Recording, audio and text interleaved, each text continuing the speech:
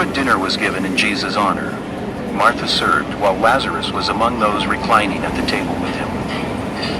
Then Mary took about a pint of pure nard, an expensive perfume. She poured it on Jesus' feet and wiped his feet with her hair, and the house was filled with the fragrance of the perfume.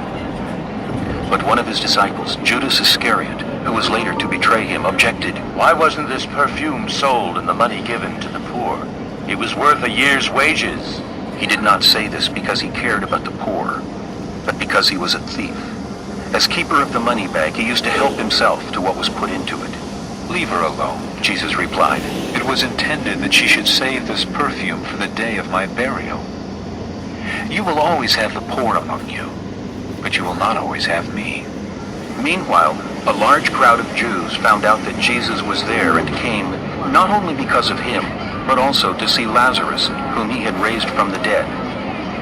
So the chief priests made plans to kill Lazarus as well, for on account of him, many of the Jews were going over to Jesus and putting their faith in him. The next day, the great crowd that had come for the feast heard that Jesus was on his way to Jerusalem. They took palm branches and went out to meet him, shouting, Hosanna! Blessed is he who comes in the name of the Lord!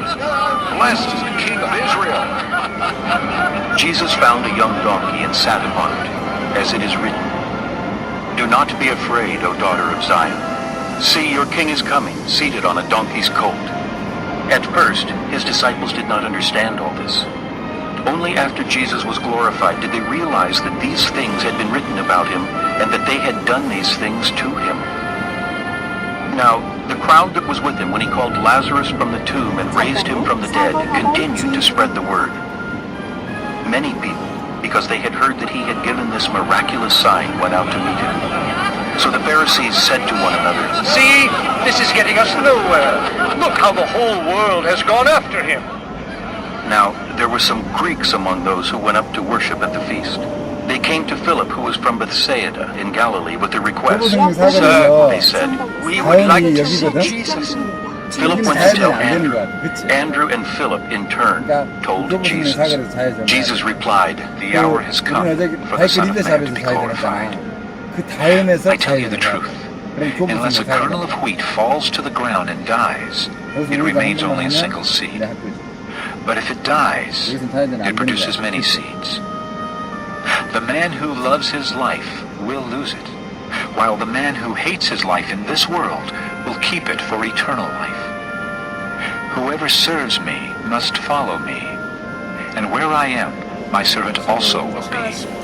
My Father will honor the one who serves me. Now my heart is troubled. And what shall I say? Father, save me from this hour? No. It was for this very reason I came to this hour. Father, glorify your name. Then a voice came from heaven.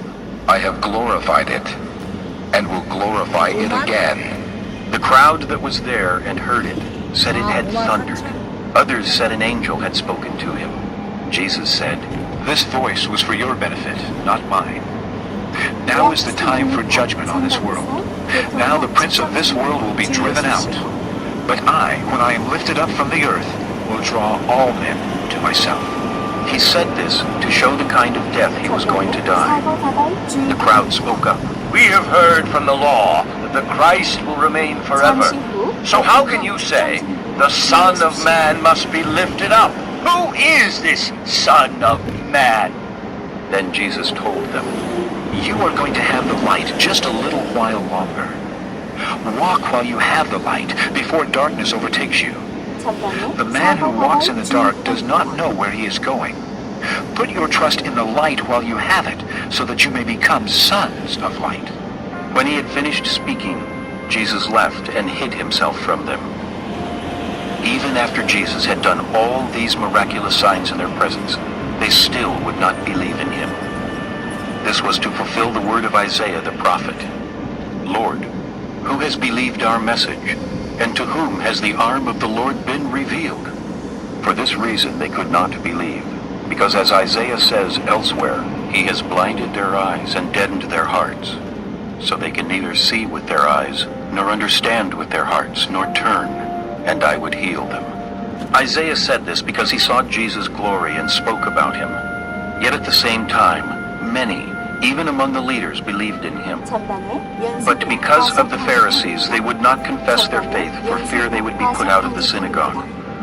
For they loved praise from men more than praise from God. Then Jesus cried out, "When a man believes in me, he does not believe in me only, but in the one who sent me. When he looks at me, he sees the one who sent me. I have come into the world as a light, so that no one who believes in me should stay in darkness.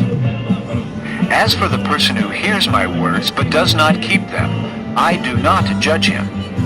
For I did not come to judge the world, but to save it. There is a judge for the one who rejects me and does not accept my words. That very word which I spoke will condemn him at the last day. For I did not speak of my own accord, but the Father who sent me commanded me what to say and how to say it. I know that his command leads to eternal life, so whatever I say is just what the Father has told me." Chapter 12.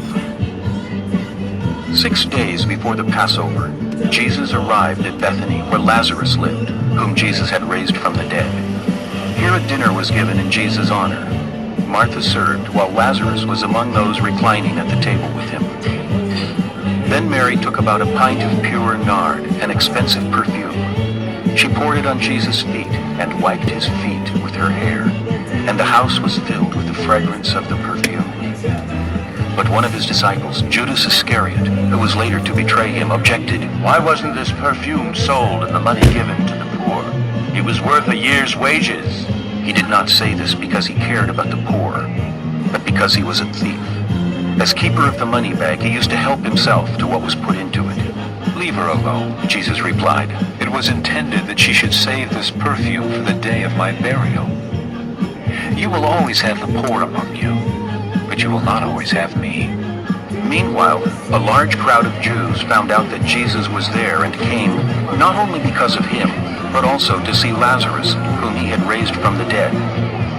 So the chief priests made plans to kill Lazarus as well, for on account of him, many of the Jews were going over to Jesus and putting their faith in him. The next day, the great crowd that had come for the feast heard that Jesus was on his way to Jerusalem. They took palm branches and went out to meet him, shouting, "Hosanna! Blessed is he who comes in the name of the Lord! Blessed is the King of Israel!"